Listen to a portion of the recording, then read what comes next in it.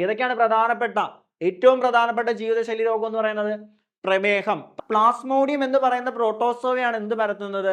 മലമ്പനി അല്ലെങ്കിൽ മലേറിയ പരത്തുന്നത്.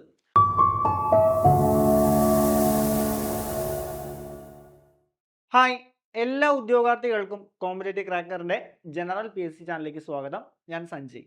അപ്പോൾ നമ്മൾ ഈ ഒരു സെക്ഷനിൽ ഒരു ചോദ്യങ്ങളും അതിൻ്റെ ബാക്കി റിലേറ്റഡ് ഫാക്റ്റുകളുമാണ് നമ്മൾ ഈ ഒരു സെക്ഷനിൽ ഡിസ്കസ് ചെയ്യാനായിട്ട് പോകുന്നത്. അതായത് PSC മുൻ വർഷങ്ങളിൽ ചോദിച്ച ഒരു പ്രധാനപ്പെട്ട രോഗങ്ങളും രോഗകാരികളും എന്ന ടോപ്പിക്കിലെ ഒരു പ്രധാനപ്പെട്ട ചോദ്യവും അതിൻ്റെ ബാക്കി റിലേറ്റഡ് ഫാക്റ്റുകളുമാണ് നമ്മൾ ഈ ഒരു സെക്ഷനിൽ ഡിസ്കസ് ചെയ്യാനായിട്ട് പോകുന്നത്. നമുക്ക് നേരെ എന്ത് ചെയ്യാം, വീഡിയോയിലേക്ക് കടക്കാം. ഓക്കെ, അപ്പോൾ നമ്മുടെ ഒന്നാമത്തെ ചോദ്യം ഇതാണ്. എന്താണ്? ചുവടെ നൽകിയിരിക്കുന്ന പ്രസ്താവനകളിൽ തെറ്റുള്ളത് ഏത്? രോഗങ്ങളും രോഗകാരികളുമായിട്ട് ബന്ധപ്പെട്ട സ്റ്റേറ്റ്മെന്റ് ആണ്, സ്റ്റേറ്റ്മെന്റ് ചോദ്യമാണ്. എബോള, സാർസ് എന്നിവ ബാക്ടീരിയ പരത്തുന്ന രോഗങ്ങളാണെന്ന് പറയുന്നുണ്ട്. കരളിൽ കൊഴുപ്പടിഞ്ഞു കൂടുന്ന ഇടയാവുന്ന ഫാറ്റി ലിവർ ആണെന്ന് പറയുന്നുണ്ട്. ഫൈലേറിയൻ വിരകളാണ് മന്ത് രോഗം ഉണ്ടാക്കുന്നത്, ക്യൂലസ് കൊതുകുകൾ പരത്തുന്നു എന്ന് പറയുന്നുണ്ട്. രക്തം കട്ടപിടിക്കാൻ സഹായിക്കുന്ന ജീനിന്റെ വൈകല്യം മൂലമുണ്ടാകുന്ന രോഗമാണ് ഹീമോഫീലിയ എന്നും പറയുന്നത്. നമുക്ക് ഓരോ സ്റ്റേറ്റ്മെന്റുകൾ വീതം നമുക്ക് നോക്കാം. ആദ്യത്തെ സ്റ്റേറ്റ്മെന്റ്, എബോള, സാർസ് എന്നത് ബാക്ടീരിയൽ രോഗങ്ങളാണ്.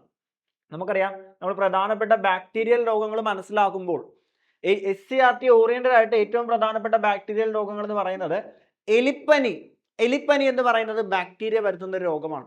അതേപോലെ തന്നെ ഡിഫ്തീരിയ, തൊണ്ടമുള്ളു എന്നറിയപ്പെടുന്ന രോഗമാണ് ഡിഫ്തീരിയ. ആ ഡിഫ്തീരിയ എന്ന് പറയുന്ന രോഗം ബാക്ടീരിയ പരത്തുന്നതാണ്.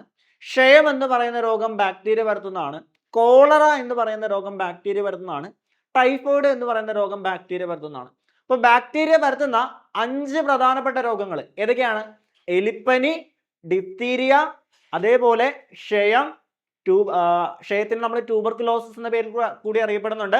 അതേപോലെ എന്താണ്? നമ്മുടെ ടൈഫോയിഡ്, പിന്നീട് പറഞ്ഞത് എന്താണ്? കോളറ. ഇത്രയും രോഗങ്ങൾ ബാക്ടീരിയ പരത്തുന്ന രോഗങ്ങളാണെന്ന് മനസ്സിലാക്കുക. ഇവിടെ പറഞ്ഞിരിക്കുന്നത് എബോളയും സാർസും ആണ്.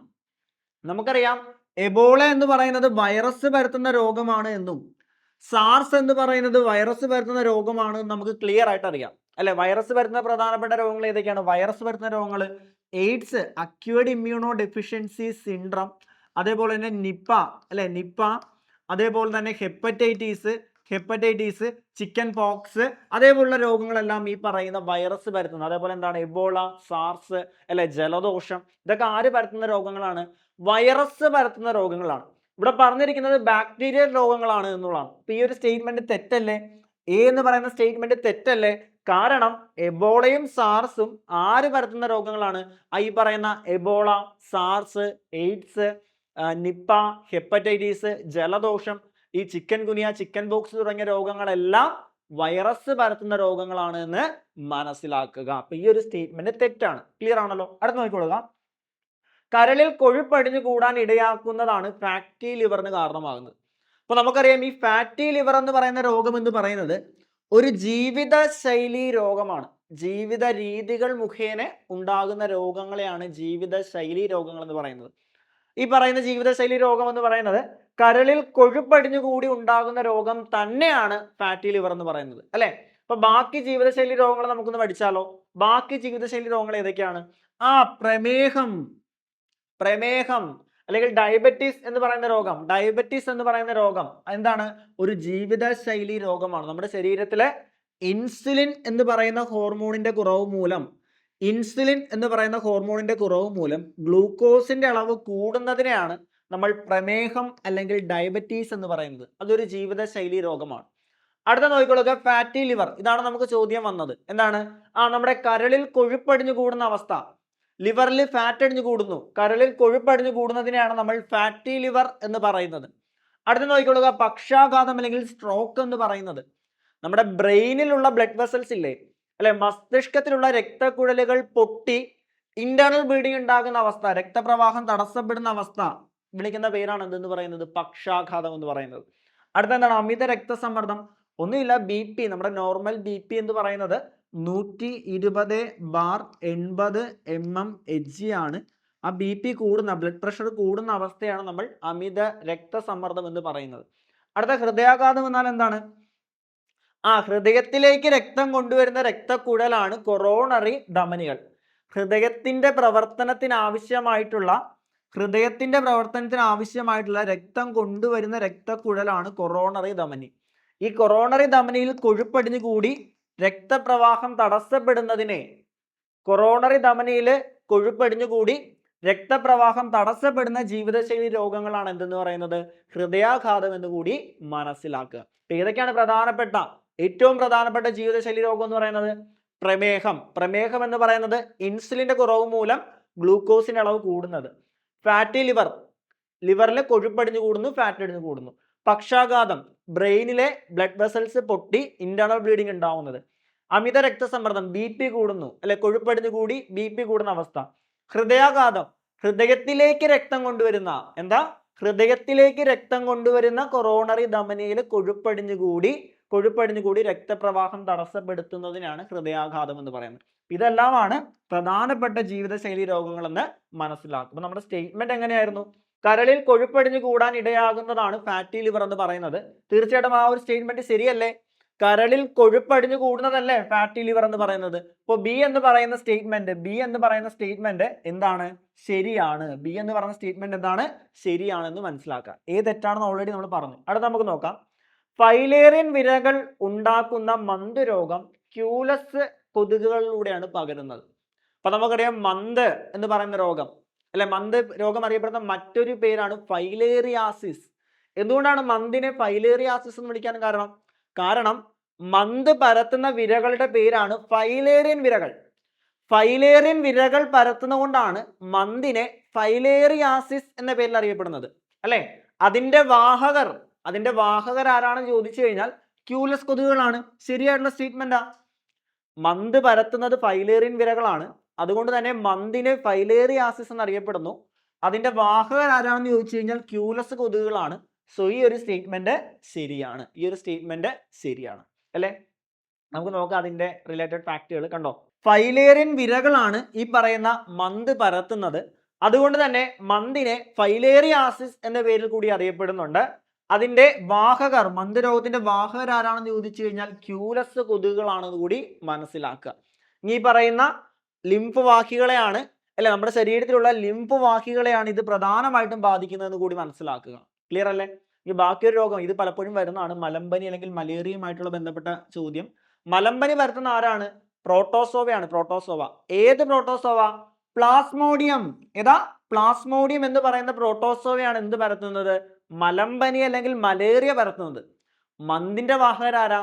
മന്തിന്റെ വാഹകർ ക്യൂലസ് ആണ് എങ്കിൽ മലേറിയയുടെ വാഹകർ എന്ന് പറയുന്നത് അനോഫിലസ് പെൺകൊതുകുകളാണ്.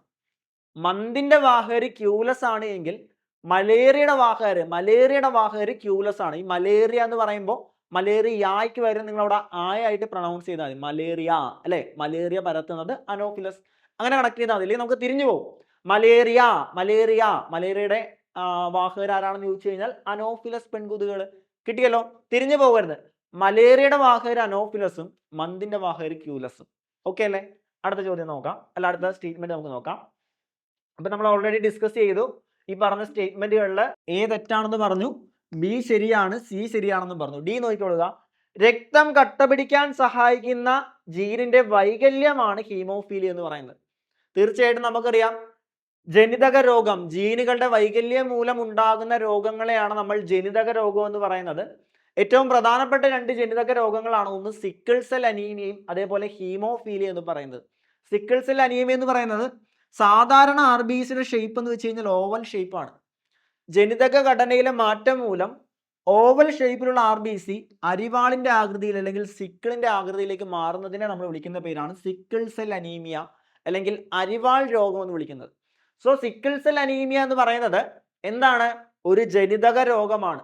ജീനുകളുടെ വൈകല്യം മൂലം ഓവൽ ഷേപ്പിലുള്ള RBC സിക്കിൾ ഷേപ്പിലേക്ക് മാറുന്നതിനെ വിളിക്കുന്ന പേരാണ് സിക്കിൾ സെൽ അനീമിയ എന്ന് മനസ്സിലാക്കുക. അതേപോലെ തന്നെ മറ്റൊരു ജനിതക രോഗമാണ് ഹീമോഫീലിയ എന്ന് പറയുന്നത്. രാജകീയ രോഗം എന്ന് കൂടി ഹീമോഫീലിയ അറിയപ്പെടുന്നുണ്ട്. കാരണം നമ്മുടെയൊക്കെ കയ്യോ കാലോ ഒക്കെ മുറിഞ്ഞു കഴിഞ്ഞാൽ 8 മുതൽ 15 മിനിറ്റിനുള്ളിൽ രക്തം കട്ട പിടിക്കും. പക്ഷെ ഈ രോഗമുള്ളവർക്ക് രക്തം കട്ട പിടിക്കാൻ സഹായിക്കുന്ന പ്രോട്ടീനുകളുടെ അഭാവം മൂലം, അതായത് ജീനുകളുടെ വൈകല്യം മൂലം രക്തം കട്ട പിടിക്കാൻ സഹായിക്കുന്ന പ്രോട്ടീനുകൾ ഉൽപ്പാദിപ്പിക്കപ്പെടാതെയാവും. ജീനുകളുടെ വൈകല്യം മൂലം രക്തം കട്ടപിടിക്കാൻ സഹായിക്കുന്ന പ്രോട്ടീനുകൾ ഉൽപ്പാദിക്കപ്പെടാതെയാകും. തന്മൂലം കയ്യോ കാലോ മറ്റോ മുറിഞ്ഞു കഴിഞ്ഞാലും അമിതമായിട്ട് രക്തസ്രാവം ഉണ്ടാകുന്ന അവസ്ഥയെ, ജനിതക രോഗത്തെ നമ്മൾ വിളിക്കുന്ന പേരാണ് ഹീമോഫീലിയ എന്ന് പറയുന്നത്. ഹീമോഫീലിയ എന്ന് പറയുന്നത്. അപ്പൊ ഇത് രണ്ടും ജനിതക രോഗമാണ് അല്ലെ. നമ്മുടെ ചോദ്യം നമുക്ക് നോക്കാം. എന്താണ്?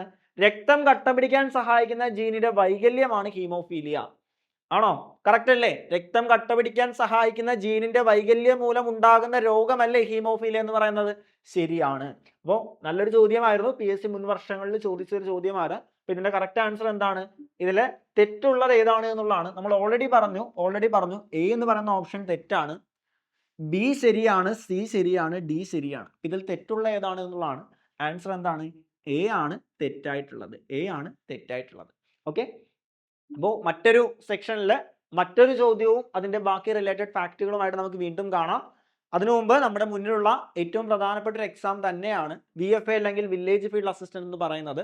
അപ്പോൾ അത് വളരെ ക്ലിയർ ആയിട്ട് പഠിച്ചെങ്കിൽ മാത്രമേ VFA പോലുള്ള ഒരു എക്സാം നിങ്ങൾക്ക് ക്രാക്ക് ചെയ്യാനായിട്ട് സാധിക്കുകയുള്ളൂ. അത്യാവശ്യം കോമ്പറ്റീഷൻ വരുന്ന ഒരു എക്സാം തന്നെയാണ്. കോമ്പറ്റീഷൻ ഹൈ ആണ്. അത് മനസ്സിലാക്കി വ്യക്തതയോടുകൂടിയുള്ള ഒരു പഠനം നിങ്ങൾക്ക് ആവശ്യമാണ്. അപ്പം അങ്ങനെ കൃത്യമായിട്ട് പല പല പല രീതിയിലൂടെ, അല്ലെങ്കിൽ നിങ്ങളുടെ പഠനം സ്റ്റക്കായിട്ട് നിൽക്കുകയാണ് അല്ലേ, നിങ്ങൾക്ക് മുന്നോട്ട് പഠനം കൊണ്ടുപോകാൻ സാധിക്കാത്ത വിധത്തിൽ സ്റ്റക്കായി പോയി, കറക്റ്റ് പ്രോപ്പറായിട്ടുള്ള സിലബസ് അനുസരിച്ച് പഠിക്കാൻ സാധിക്കുന്നില്ല എങ്കിൽ നിങ്ങൾക്ക് ഏറ്റവും യൂസ്ഫുൾ ആയിട്ടുള്ള ബാച്ച് ആയിരിക്കും നമ്മുടെ ഏറ്റവും പുതിയ VFAയുടെ ഏറ്റവും പുതിയ ബാച്ച് എന്ന് പറയുന്നത്. അപ്പോൾ ആ ബാച്ചിനെ കുറിച്ച് കൂടുതൽ അറിയാനും ബാച്ചിലേക്ക് ജോയിൻ ചെയ്യാനുമായിട്ട് എന്ത് ചെയ്യുക? താഴെ കാണുന്ന നമ്പറിൽ നമ്മളെ കണക്ട് ചെയ്യുക. അപ്പോൾ മറ്റൊരു സെക്ഷനുമായിട്ട്, മറ്റൊരു വീഡിയോയുമായിട്ട് നമുക്ക് വീണ്ടും കാണാം. Thank you so much.